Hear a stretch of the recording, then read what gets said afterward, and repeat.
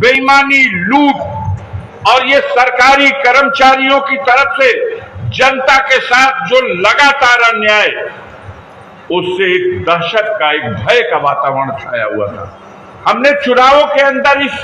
इस लोकसभा चुनाव के दौरान छोटी छोटी 485 सभाएं की हैं। नुक्कड़ सभाओं के नाम पर छोटी छोटी इन सभाओं में हमने देखा है, पहली बार ऐसा था कि सामने बैठे हुए श्रोता अगल बगल देखा करते थे कि मैं अगर ताली बजा रहा हूं तो मेरी फोटो तो नहीं खींची जा रही है। इतना आतंक, इतना डर, इतना भय कभी ऐसा नहीं हुआ था इस देश में। राजनीतिक पार्टियों के नेता, राजनीतिक पार्टियों के कार्यकर्ता अपने अपने पार्टी के लिए प्रचार करते थे, अपनी नीतियों का प्रचार करते थे, अपने नेता के कार्यक्रमों का प्रचार करते थे, लेकिन कभी ऐसा देखा नहीं गया था कि सरकारी अधिकारी और कर्मचारी गांव में जाकर के जो उन्होंने सरकारी समूह बना रखे हैं, जो गांव का प्रधान है, क्षेत्र पंचायत, जिला पंचायत का सदस्य है, राशन का दुकानदार है, विद्यालय चलाने वाला कोई प्रबंधक या प्रिंसिपल है,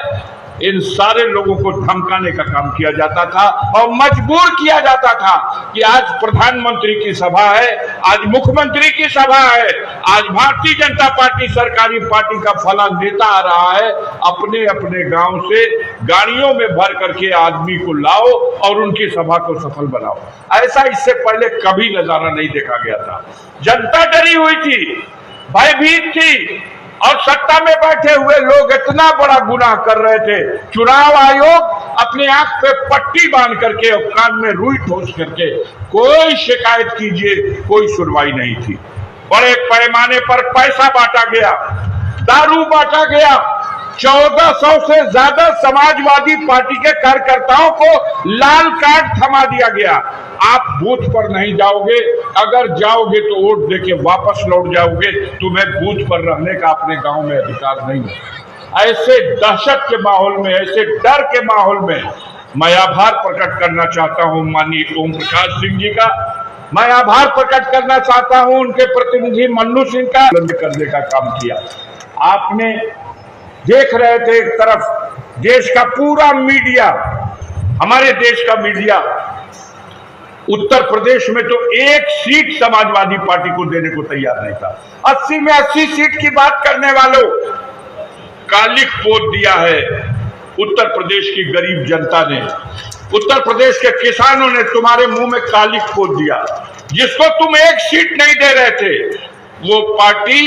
एक दिन में सिर्फ 4 तारीख की गणना के बाद इतने बड़े विशाल भारत में तीसरी सबसे बड़ी पार्टी के रूप में उभर कर सामने आ गई। और जिस उत्तर प्रदेश पर सबसे ज्यादा भारतीय जनता पार्टी को नाज है, सबसे ज्यादा इसको अपना शानदार किला समझती है, उस किले में ऐसी सेल लगाया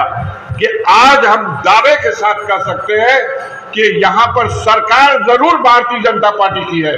विधानसभा में गिनती में विधायक जरूर उनके पास ज्यादा हैं, लेकिन लोकसभा के चुनाव में इसी उत्तर प्रदेश की धरती पर उस सत्ताधारी दल को मात्र 33 सीटें और समाजवादी पार्टी के परचम के नीचे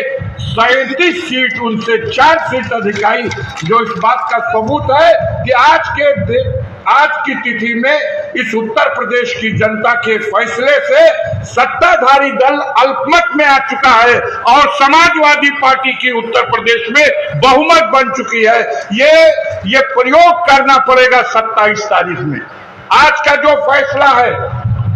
इसी फैसले का प्रयोग,